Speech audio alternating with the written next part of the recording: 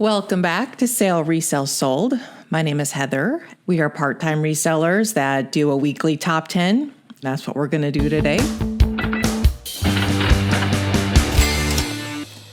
This is a hurry up and get done because we're going out of town. So I'm just going to run through these.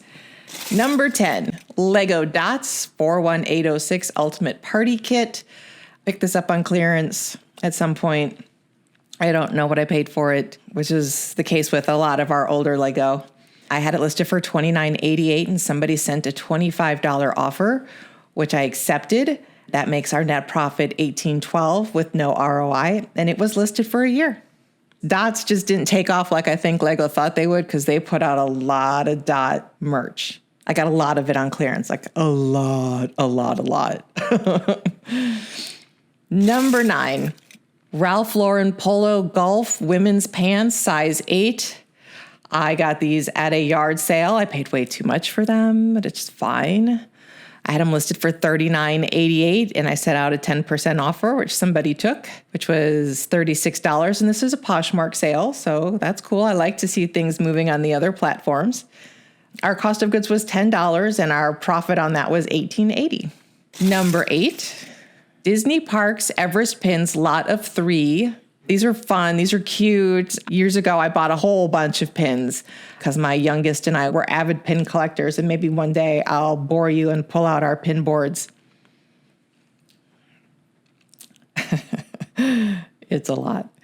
They sold for our full asking price of $29.88, and they've been listed for 303 days. We don't end and sell similar yet. We just are letting it ride right now.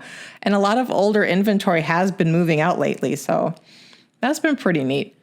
Somebody paid our full asking price $29.88. And since I don't remember what I paid for these, our profit on that was $22.08 with no ROI.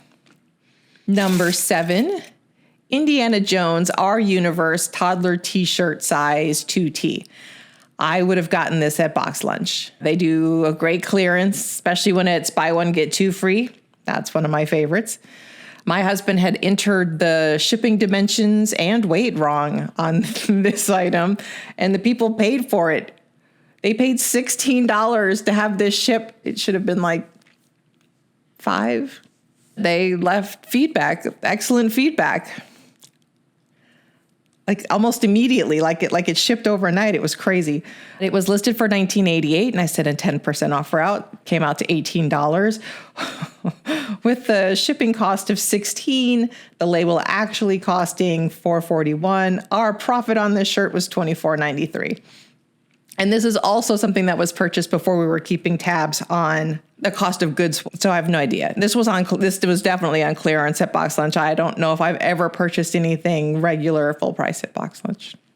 Number 6, J. Jill Silk Velvet Burnout Dress, size 6, baby doll, Y2K. Keyword. This was our first and only sale on Mercari thus far. I had it listed for $39.88 and sent a 10% offer, which was accepted. Our cost of goods on this was $6.50. I believe I got this at a Goodwill. It's a very pretty dress. Profit on that was $25.21 with an ROI of $388, and it was listed for 59 days. Number 5, William Murray Golf Polo Shirt, size extra large, lot of 2. I picked these up because they were really, really cute. They were on sale. I paid up for them, knowing I was going to lot them together because they were the same size, the same brand. This is Bill Murray and his brother's golf line. Caddy Shack honestly should have been a keyword.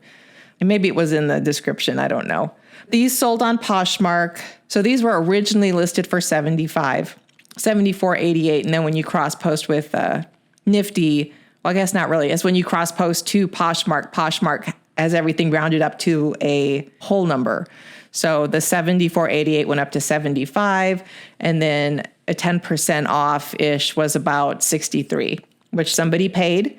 Cost of goods on that was $20. They were $10 a piece. This is another Plato's Closet pickup, and they were marked at $20 a piece. Our takeaway on this was $30.40, and our ROI was $152, and it was listed for 155 days. Number 4, Disney Vacation Club, DVC, 2 times member magnets, and a member slider. And it sold for a full asking price of $49.88, and it was listed for just over 2 months. The value in this order wasn't the magnets. It was this teeny tiny Magic Band slider, because they rarely give those out. They go really fast when they do. Disney does magnets to placate their pass holders and DVC members, and there's a lot of them. And we've sold a lot of them, honestly. But the value in this order was the Magic Band slider. This was all given away when we're at Disney and we visit the kiosks, and you don't even have to visit the kiosk. You just like walk by and they're like, hey, are you a member? Yes, we've got stuff for you. And like we come home with swag every trip. It's a lot, honestly. But it does move, it does move on eBay. With 0 ROI and just over 2 months listed, our net profit on that was $38.64. And that was all free. Free-ish, yeah, free-ish. I mean, DVC is not free. Number 3, new with tags, Tailor Stitch, the short sleeve Carter in dark navy, abstract, 44 extra large men's linen. This was limited edition. This is another one of those things that I would not have known what the heck this was if I didn't watch other eBay sellers on YouTube. I'd never heard of Tailor Stitch. This was a limited edition shirt, and I found this in the bins. Not a fresh bin, not like I was the first one at the bin. No, this bin had been picked over, It was a stale bin. It had been sitting there since before I got there. This sold overseas on offer of $53.50, and I said, sure. I averaged out the cost of goods on my bin strip, and it came out to $2. So I took it, and our profit on that was $39.66. There was no pushing involved in this bin find. I just was digging through all of the bins after everybody descended on them and then moved on. And I found this. Number 2. Hunter times Target collab, red backpack, roll top, waterproof, insulated cooler bag thing. This thing was huge. It was heavy. It was bonkers. It was from my free group. It sold on Poshmark. One of the early things. Everything on here is one of the early things. It's sold on Poshmark. But I had it listed for $70. Somebody sent a $55 offer, which I accepted because it was free. Our profit on that was $44. The free stuff. I like it. Number 1, Pokémon Center Primarina Plush. This is from when I got pushed in the bins. Not in the bins, but people were being aggressive at the bins, and they pushed me in front of a pile of plush, and this was one of them.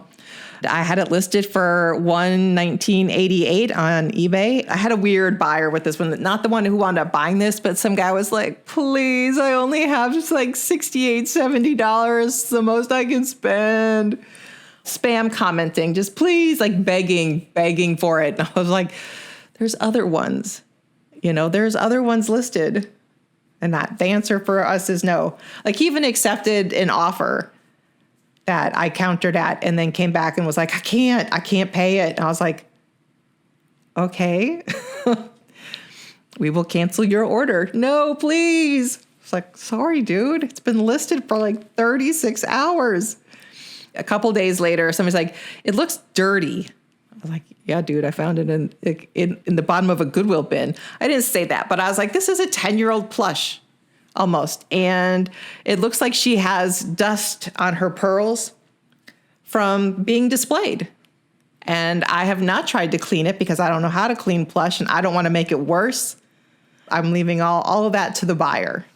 I sent more pictures and he was like, well, I don't have payment set up on eBay. I'll buy it later. Sure, dude. Whatever you say. And like 2 days later, he did. $104. Took 7 days to sell. And like I said, it was $2 in the bins. And so our profit on that was $77.43. So just in this week, I made $120 off of my trip to the bins. And last week was kind of similar. So I might go back, with a mask and gloves and maybe a little more gumption not to get pushed again. I don't see any reason to be pushing people. I mean, even though I just said I made $120 off of 2 things in a week, some people might be willing to push people around for that. I am not. In fact, I gave some of this plush to the kid next to me, so I could have had more. It's just like, oh, look at this. I want it. Sure, dude, have at it. I don't even know what this is. I hope it wasn't a good one. But it's fine. So that is our top 10 this week, week 39. We had 30 sales, had a $566 profit. Our average net profit being $18.87 and our median being $15.55. So we went through the rigmarole getting ourselves on to Depop, right? We talked about it in the last video. There were Google Sheets, we had to watch videos, we had to email. So far, I have accepted 6 offers on Depop, and not a one of them has paid. And I don't think, from what I understand, they're not required to. They can just be like, oh, let's see how much she'll take for this, but I'm not paying for it. That's cool, I guess. Rather you paid for it. That's why the whole site's set up, in my opinion. All right, now it's time for the flip-flop. This is from the estate sale where we bought a bunch of stuff from a woman who is emotionally involved with her merchandise. So we call it never get emotionally involved with somebody who is emotionally involved with their belongings. It is expensive and may not work out for you in the long run. We haven't lost a lot of money. And again, we do need to go through and see how much we've made thus far, how much we've recouped. And because it was a big purchase. There were 40 items. We spent $1,000. On this one, I had them listed at $44.88, which is what clerks tend to go for. My goal is to get this stuff out the door and recoup our money as best as we can and as fast as we can. Since this has been listed for 4 months, they sent a $35 offer, and I took it knowing we'd probably break even somewhere around it. Roughly we did. We got $23.74 back on this one. It's not sitting there in taking up space in my inventory, and my money's back in the bank earning interest, waiting to be spent on new inventory. So I'd just rather get it moved on. It's a -5 on the ROI. It's my shipper's fault again. He underestimated the weight of the shoes, and we had to pay $1.50 more. So we would have actually come ahead a quarter. So past 2 times, it's not really been me. Yeah, it's fine. That is our flip-flop this week. As far as Heather and food this week, I am making pad Kra Pao for dinner tonight. That's a Thai dish. It's yummy. It's got fried egg on it. Can't go wrong there, right? All right. Well, there you have it. Y'all have a good week. See you next time. Happy October.